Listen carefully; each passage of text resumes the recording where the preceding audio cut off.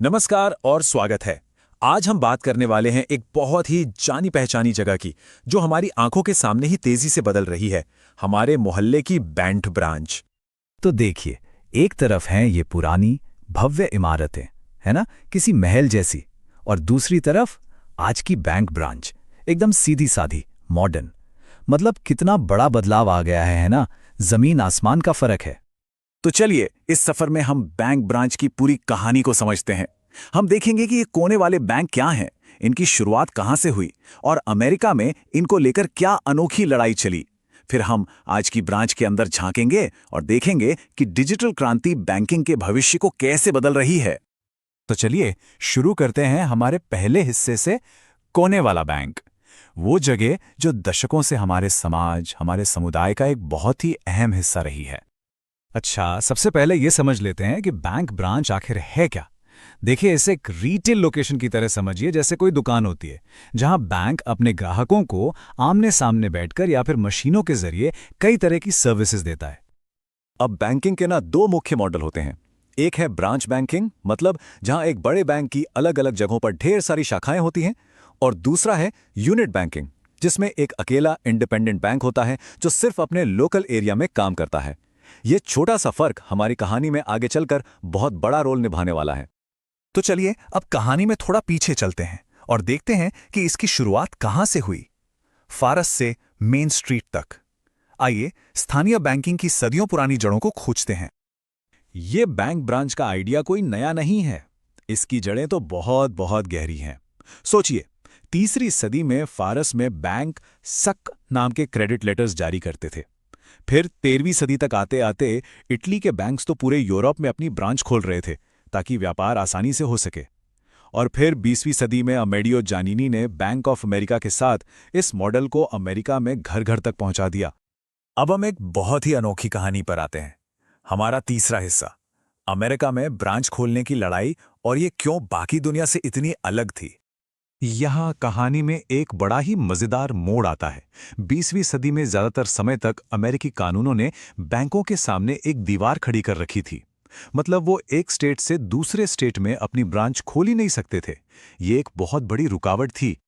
अच्छा, तो ये हुआ कैसे? ये सब दो कानूनों का खेल था। देखिए, पहले 1927 में आया मैकफैडन एक्ट। उसने तो साफ साफ कह दिया कि कोई भी बैंक अपनी स्टेट से बाहर ब्रांच नहीं खोल सकता। एक तरह से दरवाजे बंद कर दिए। फिर सोचिए, करीब करीब 70 साल बाद 1994 में आया रीगल नील एक्ट और इसने उस दीवार को गिरा दिया। बस फिर क्या था, बैंकों के लिए पूरे देश में फैलने का रास्ता खुल गया। और उस दीवार के टूटने का नतीजा ये हुआ कि आज के जो बड़े बड़े बैंकिंग जायंट्स हैं, उनका जन्म हुआ। JP Morgan chase, bank of America, Wells Fargo और सिटी बैंक जैसे नाम इसी के बाद पूरे देश में छा गए और बैंकिंग का चेहरा हमेशा के लिए बदल गया। ठीक है, अब जरा इन कानूनों से हटकर ब्रांच के अंदर की दुनिया में चलते हैं। चौथा हिस्सा, मॉडर्न ब्रांच के अंदर क्या होता है, जो अब बड़े बड़े हॉल से बदलकर फ्रेंडली छोटे बुटीक जैसी हो गई हैं। वो जमाना याद है जब हर काम के लिए ऐसी पर्चियां भरनी पड़ती थी? अब इसकी जगह ले ली है इन ऑटोमेटिक मशीनों ने, जैसे ये पासबुक प्रिंटिंग मशीन। अब लंबी लाइनों में लगने की कोई जरूरत नहीं। टेक्नोलॉजी ने सच में बैंकिंग का एक्सपीरियंस ही बदल दिया है। ये देखिए, ये एक आज की ब्रांच का नक्शा है। सब कुछ कितनी अच्छी तरह से ऑर्गेनाइज्ड है। कैश काउंटर के लिए अलग जगह है, लोन डिपार्टमेंट के लिए अलग। मतलब पूरा लेआउट कस्टमर की सुविधा को ध्यान में रखकर बनाया गया है। और हां, इतनी सारी टेक्नोलॉजी के बावजूद ब्रांच में वो इंसानी टच वो अभी भी मौजूद है। बैंक टेलर जैसे फ्रंटलाइन कर्मचारी ही तो हैं जो सीधे ग्राहकों से जुड़ते हैं, कैश संभालते हैं और लेन देन में मदद करते हैं। और अब हम आते हैं उस मोड़ पर जिसने सब कुछ बदल कर रख दिया, हमारा पांचवा हिस्सा, डिजिटल क्रांति, जो बैंक ब्रांच के लिए अब तक की सबसे बड़ी चुनौती बनकर आई है। और इससे एक बहुत बड़ा सवाल खड़ा होता है ना, कि भाई जब पूरा का पूरा बैंक हमारे फोन में हमारी उंगलियों पर है, तो क्या हमें सच में इन ईंट पत्थर की ब्रांचों की कोई जरूरत बची है? क्या इनका समय अब पूरा हो गया? और देखिए, आंकड़े तो झूठ नहीं बोलते। 2021 का एक सर्वे बताता है कि लगभग 70% लोग, मतलब 10 में से 7 लोग, अपने खाते को डिजिटली मैनेज करना पसंद करते हैं। 44% तो सीधा मोबाइल ऐप से और 26% ऑनलाइन कंप्यूटर से। अब ब्रांच और एटीएम जाने वाले लोग वो सिर्फ 30% ही रह गए हैं। इस डिजिटल बदलाव का असर जमीन पर भी साफ साफ दिखा।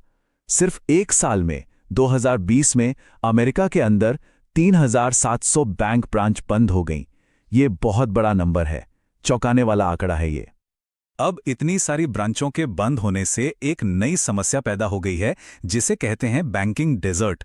मतलब एक ऐसा इलाका जहां मीलों तक कोई बैंक ब्रांच ही नहीं है। इससे वहां रहने वाले लोगों को जरूरी बैंकिंग सर्विसेज के लिए बहुत मुश्किल होती है। लेकिन कहानी यहीं खत्म नहीं होती। हमारा आखिरी हिस्सा, बैंकिंग का हाइब्रिड भविष्य, ये गायब होने के बारे में नहीं है, ये बदलने के बारे में है। तो सवाल यह है कि इस डिजिटल दुनिया में ब्रांच की क्या भूमिका है? देखिए, वो आज भी बहुत जरूरी हैं। क्यों? क्योंकि लोन या इन्वेस्टमेंट जैसे मुश्किल कामों के लिए हमें किसी की सलाह चाहिए होती है, सेफ डिपॉजिट बॉक्स जैसी सर्विसेज के लिए, और सबसे बढ़कर विश्वास बनाने के लिए, और उन लोगों तक पहुंचने के लिए जिनके पास डिजिटल सर्विसेज की उतनी सुविधा नहीं है। जैसा कि एक रिसर्च एनालिसिस भी कहता है कि हाँ, डिजिटल बैंकिंग को सबने अपनाया है, लेकिन पर्सनल सर्विसेज और भरोसे वाले लेन देन के लिए पारंपरिक बैंकिंग आज भी उतनी ही जरूरी है। ये जो बैलेंस है ना, यही भविष्य की असली चाबी है। तो ये सारी बातें हमें एक आखिरी सवाल पर लाकर छोड़ देती हैं। कैश या ऐप? किसी इंसान की सलाह या फिर एक एल्गोरिथम? बैंक